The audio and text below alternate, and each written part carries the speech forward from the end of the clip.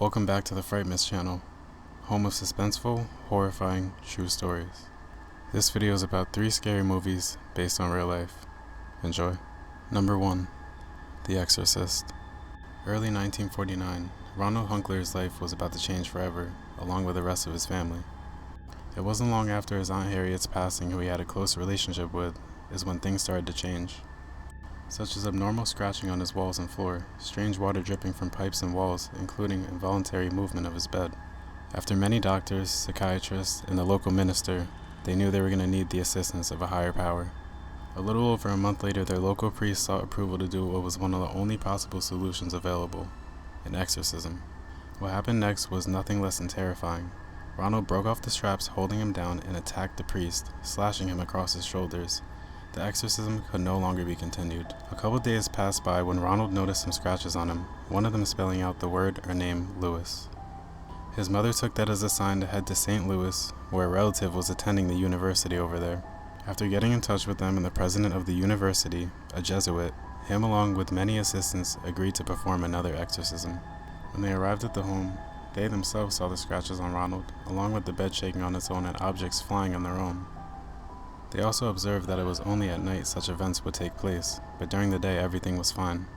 Throughout the weeks of continuous events, more scratches appeared, at one point showing up as an X, which convinced the priest it symbolized 10 demons being responsible for the possession. Day after day, night after night, nothing seemed to be going anywhere, and finally his parents decided enough was enough and they took him to a hospital in St. Louis to get him looked at. The following morning, Ronald woke up having seizures and yelling at the priest, claiming Satan would always be with him. Later that night, after 7 minutes of what seemed like a battle between good and evil, Ronald came out of his spell-like trance and said only but 2 things: "He's gone," referring to Satan, and also exclaiming he received a vision of Saint Michael vanquishing Satan on a battlefield. From that moment moving forward, everything seemed to go back to normal. Ronald was able to continue living his life like anyone else, except his past was nonetheless haunting. He passed away in 2020 at 86 years old, and a new family moved in and bought the house in 2020. Number 2. The Strangers. Growing up, one of the first things we're taught in the social aspect of life is don't talk to strangers. Well, what would you do if you went your whole life following that rule when you find yourself in the presence of not only strangers you don't know, but you're greeted by dangerous ones inside your own home? That was the case in the 1981 Keddie Resort murders. Although there were 3 stories related to the production of the Strangers movie, the Keddie murders most closely represents the story behind it. On the morning of April 12, 1981, 14-year-old Sheila Sharp returned home from a friend's house where she discovered a gruesome, unforgettable scene. What she saw inside house number 28 at Keddie Resort were the bodies of her mother, brother, and her brother's friend, all in the living room, bound with tape and electrical cords. Strangely enough, her 2 other brothers and their friend were left alone and untouched during the killings. But to throw in some even more mysteriousness, her final sibling, Tina, was nowhere to be found, until approximately 3 years later, when her skull and bone remains were recovered in California, near Butte County. The worst thing about this case is that although there were many leads and examinations of suspects, nobody was ever charged.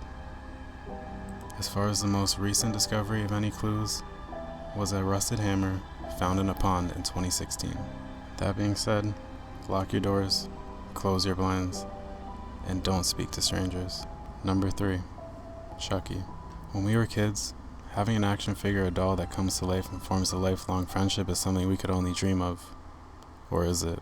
Because as they say, be careful what you wish for. That was the case for 4-year-old Robert.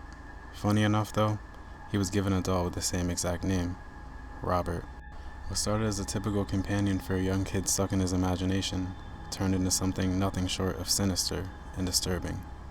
Robert believed his companion was much more than a doll. In fact, he treated it as a real being, bringing him along throughout his day, and talked about him as if he was a real being, and even went as far as blaming him when anything bad happened. Robert's doll had a special spot by the windowsill upstairs, where passing school children made claims of seeing him disappear before reappearing multiple times during the day. Robert upheld his close connection to his doll throughout his adulthood, until passing in 1974 when new owners moved in, overtaking the residence. This still didn't mean Robert the doll wasn't full of life. The new owners claimed to have heard giggling and footsteps upstairs in the attic, along with facial expression changes.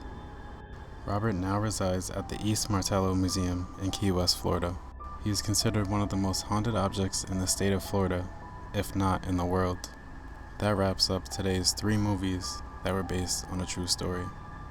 If you enjoyed, make sure to leave in the comments which one you think is the creepiest.